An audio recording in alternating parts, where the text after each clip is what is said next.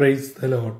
ജീവജലത്തിന്റെ പുതിയൊരു എപ്പിസോഡിലേക്ക് എല്ലാ ദൈവമക്കൾക്കും വേഗം വരുന്നവനായ യേശു ക്രിസ്തുവിന്റെ അതിപരിശുദ്ധ നാമത്തിൽ സ്നേഹ വന്ദനം.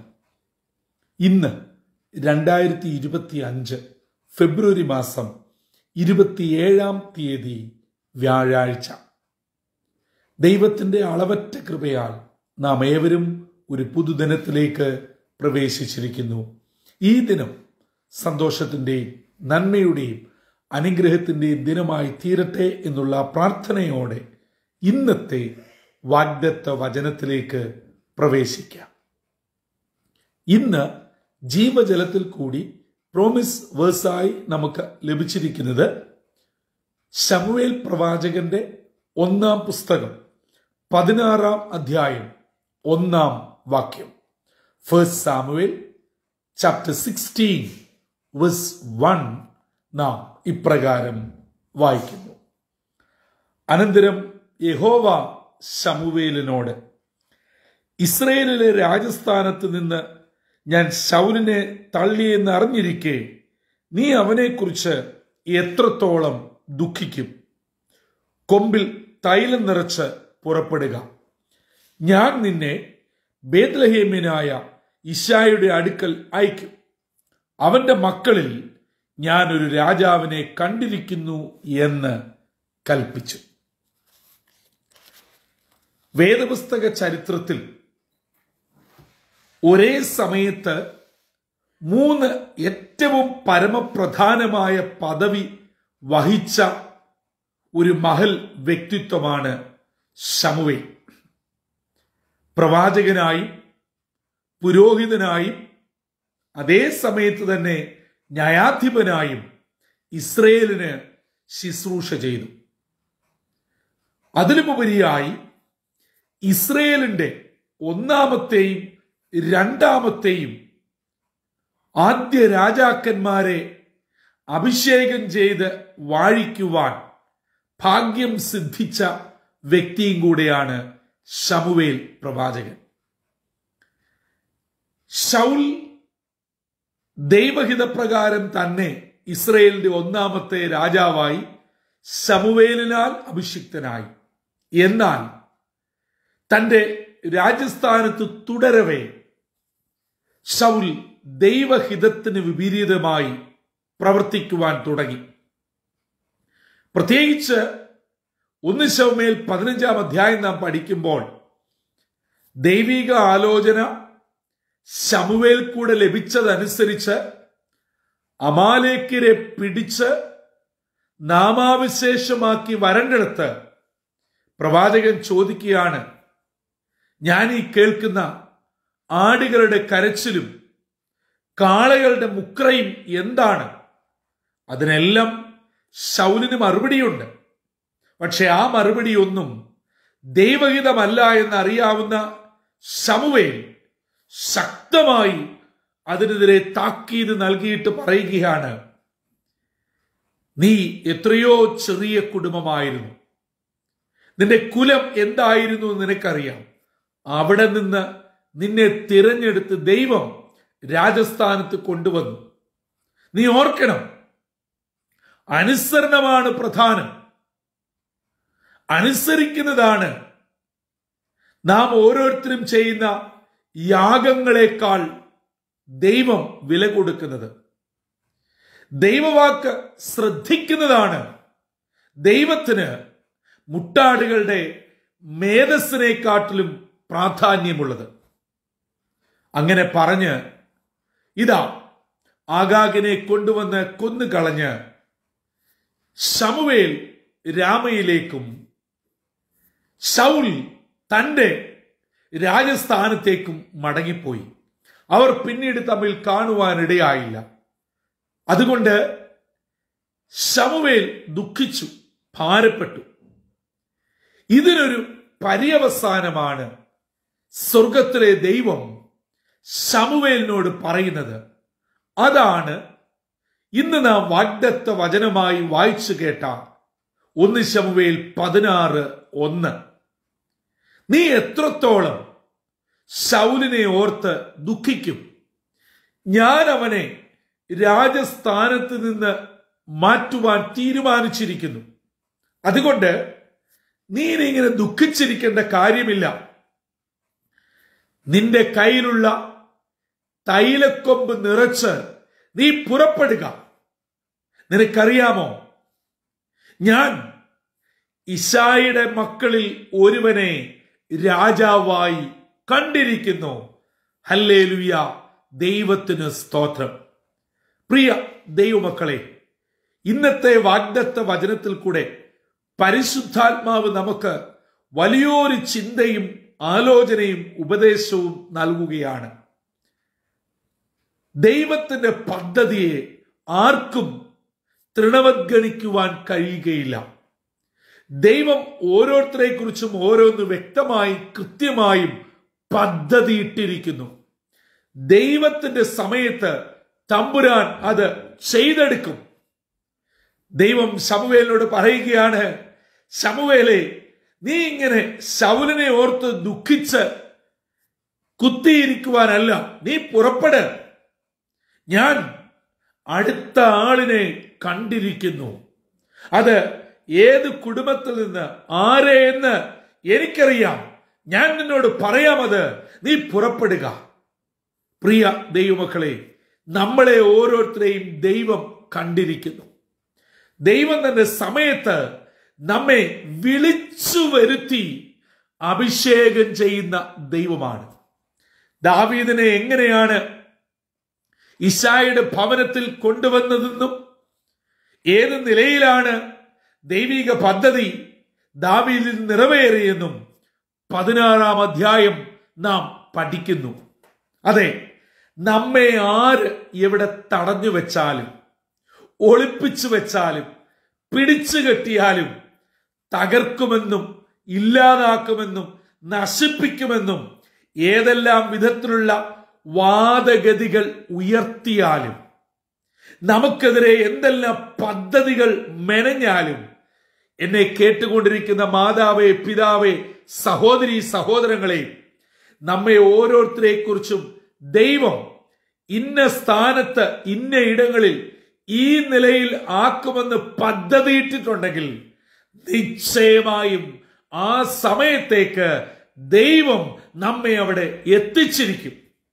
അതുകൊണ്ട് ഈ പ്രഭാതത്തിൽ ഞാൻ എൻ്റെ മാതാപിതാക്കളോട് വളരെ സ്നേഹത്തോടെ ഒരു കാര്യം ഓർമ്മിപ്പിക്കുവാൻ പരിശുദ്ധാത്മാവ് എന്നെ പ്രേരിപ്പിക്കുന്നു.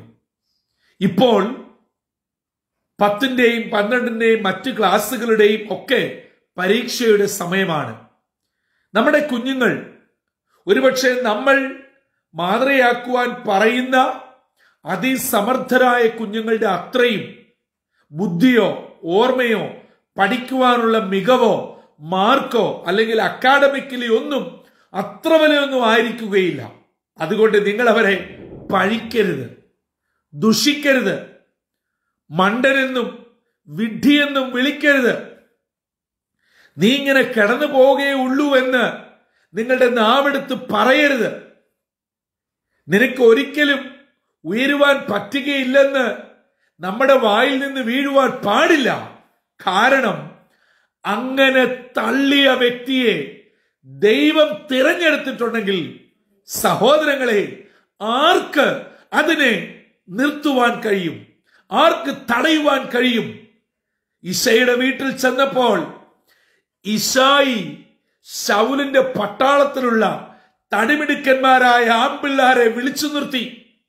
ഓരോരുത്തരെ മുൻപിൽ വന്നപ്പോൾ ദൈവത്തിന്റെ ആത്മാവ് ശമൂവേലിനോട് പറഞ്ഞു, ഇയാളല്ല, ഇയാളല്ല, ഇയാളല്ല.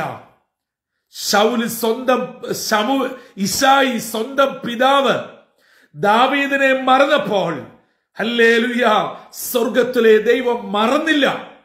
ദൈവം പരിശുദ്ധാത്മ നിയോഗത്താൽ ശമൂവേൽ കൂടെ ഇശായിയോട് പറയുകയാണ്, ഇനി നിന്റെ മക്കളിൽ ആരെങ്കിലും വരുവാനുണ്ടെങ്കിൽ അവരും കൂടെ വരാതെ നാം പന്തിക്കിരിക്കുകയില്ല. അങ്ങനെ ദാവീദിനെ ഓടിവിട്ട് ആള് വിട്ട് വിളിപ്പിക്കുകയാണ്. ഓർത്തു നോയിക്കേ, ഞാനതിനെ ഇങ്ങനെ കാണുവാൻ പറയുവാൻ ആഗ്രഹിക്കുകയാണ്. ദാവീദ് തന്റെ അപ്പന്റെ ഭവനത്തിലേക്ക് ഓടി വരുമ്പോൾ ദൈവത്തിന്റെ പരിശുദ്ധാത്മാവ് ശമൂവേലിനോട് പറയുകയാണ്, ഓ, ആ ഓടി വരുന്നവനുണ്ടല്ലോ, ആടുകളെ പോറ്റുന്ന ഇടയച്ചെറുക്കൻ, ആളിൽ കുറുകിയവൻ, തടിയില്ലാത്തവൻ, പൊക്കമില്ലാത്തവൻ, നിങ്ങൾ ലോകപ്രകാരം പറയുന്ന ഒരു കഴിവുമില്ലാത്ത ഈ ആടിന്റെ ഗന്ധമുള്ളവൻ, ആടിന്റെ കൂടെ കടന്നവൻ, വീട് വിട്ട് പോയിരിക്കുന്നവൻ, അതെ, അവനെയാണ് ഞാൻ തിരഞ്ഞെടുത്തിരിക്കുന്നത്. ശമൂവേലിന്റെ കയ്യിലുള്ള തൈലക്കൊമ്പ് തിളച്ചു പൊങ്ങുകയാണ്. നന്ദിയോടെ സ്തോത്രം. അവന്റെ തലമേൽ ഹല്ലേലൂയ ആ തൈലാഭിഷേകം നടത്തുകയാ.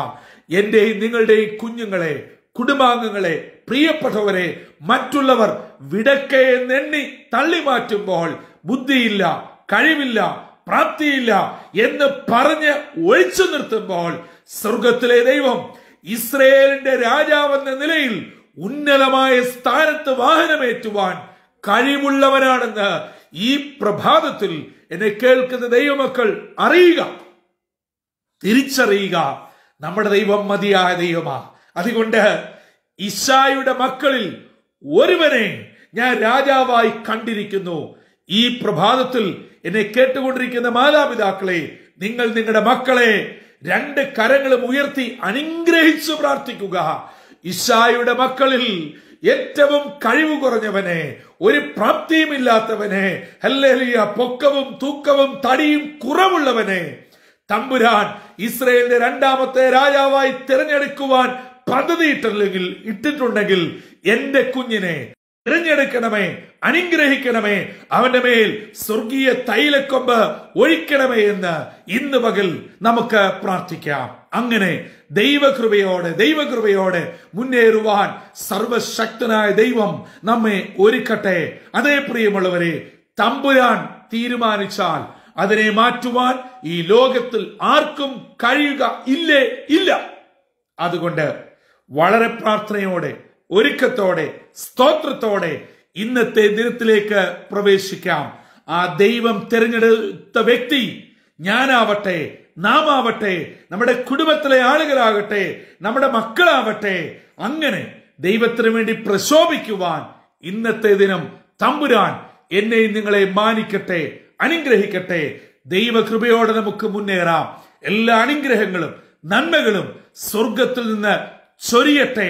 അനുഗ്രഹങ്ങൾ പ്രാപിച്ച് കർത്താവിന് വേണ്ടി നിലകൊള്ളുവാൻ സർവശക്തനായ ദൈവം നമ്മെ ഇടയാക്കട്ടെ. ഏതെങ്കിലും സങ്കടത്തിലോ, നിരാശയിലോ, വിഷമത്തിലോ, ഭാരത്തിലോ എന്നെ നിങ്ങൾ കേൾക്കുന്നുവോ, വിഷമിക്കരുത്. എന്നെയും നിങ്ങളെയും തിരഞ്ഞെടുക്കുന്ന ഒരു ദൈവമുണ്ട്. ആ ദൈവം ഇന്ന് പകൽ നമ്മെ തിരഞ്ഞെടുക്കട്ടെ, നമ്മുടെ പ്രാർത്ഥനയെ മാനിക്കട്ടെ. ദൈവം അതിന്മേൽ പ്രസാദിക്കട്ടെ. അങ്ങനെ നന്മയും അനുഗ്രഹവും ദൈവകൃപയുള്ള ഒരു ദിനമായി ഇന്നത്തെ ദിനം തീർക്കട്ടെ.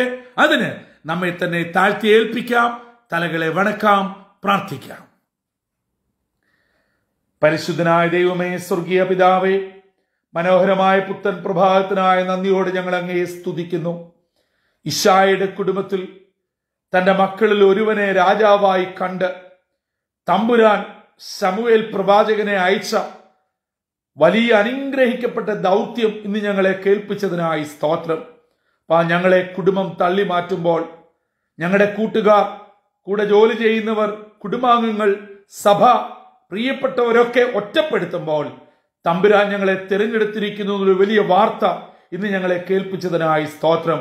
അതെ, അപ്പൻ ഞങ്ങളെ തിരഞ്ഞെടുത്താൽ, അപ്പൻ ഞങ്ങളെ മാനിക്കുവാൻ തീരുമാനിച്ചാൽ ഒന്നും തടസ്സമാവുകയില്ല എന്ന് ദൈവജനത്തിൽ കൂടെ ഞങ്ങളെ ഓർമ്മപ്പെടുത്തിയതിനായി സ്തോത്രം.